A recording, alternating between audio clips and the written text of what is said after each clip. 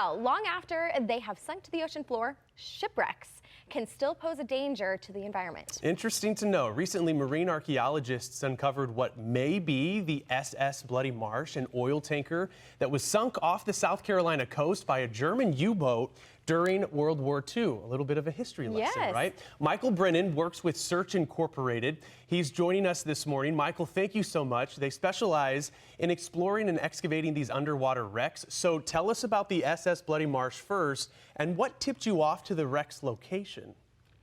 Yeah, sure. So Bloody Marsh was sunk by U-66 in 1943 on its way from Houston to New York with a cargo of 4.5 million gallons of oil.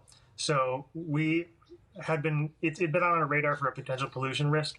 And so we had reports of oil slicks going back to the 90s in an area off of South Carolina. And we sent a NOAA ship out there, the Okeanos Explorer, and they did some mapping with sonars and found a target that we dove on with a NOAA ROV, a remotely operated vehicle, last month. And they found a target which looked to be the wreck of an oil tanker. And so we surveyed that with the ROV and determined that it very likely is the wreck of Bloody Marsh. Fascinating. Just Wow. last month, so recently. Yes, wow. Well, what risk does this shipwreck pose to the local environment then? Well, it's slowly leaking. There's reports of intermittent slicks. It's not all the time. We didn't see any evidence of it leaking right now.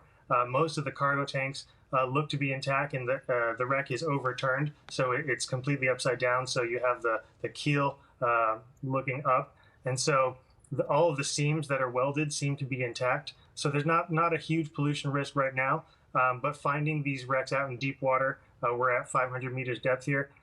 Knowing where they are is definitely step one in remediating any potential pollution. Yeah, and so that's the whole idea of like making sure that we're not polluting our oceans with these shipwrecks. And so you said that the oil, it's not leaking at a rate that would be concerning. So as far as needing to remove it, I mean, you're the expert, right? You think it's unnecessary? Yeah, at this point, probably not. It looks to be fairly solid and intact. And down the road, now that we know where it is, we could keep an eye on it. And if any larger slicks come up, then we could address that as it comes. That's great.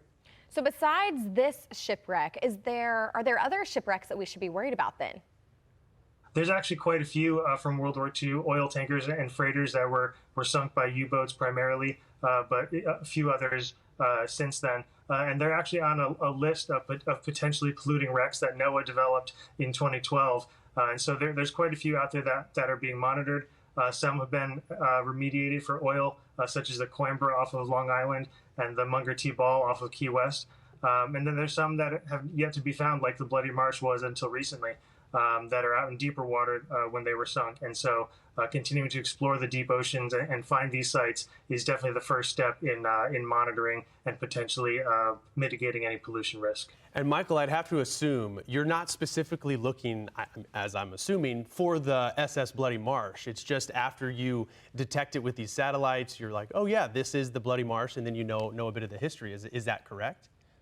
Well, I mean, we knew that was one of the wrecks that had a high pollution risk and needed to be found, that it was sunk off of South Carolina. So when these slicks were reported, it was one that was definitely in mind of being this target, and one that definitely had a lot of oil on it that could have been the source of the oil slicks, yeah.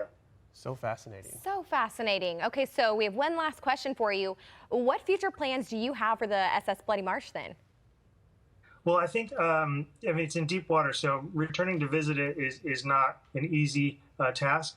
We'll keep it in mind, and when NOAA ships or other ships that are equipped with ROVs for deep water exploration come by, it's a target that we'll probably want to drop down on and take a look at and see if the corrosion's getting worse or if there's any active oil slicks. So it's another one on the list, and we'll keep monitoring it as time goes on. And would you say that these oil tankers are the ones that you're most concerned with as far as polluting the oceans? I mean, are there other oil tankers that you're looking for right now?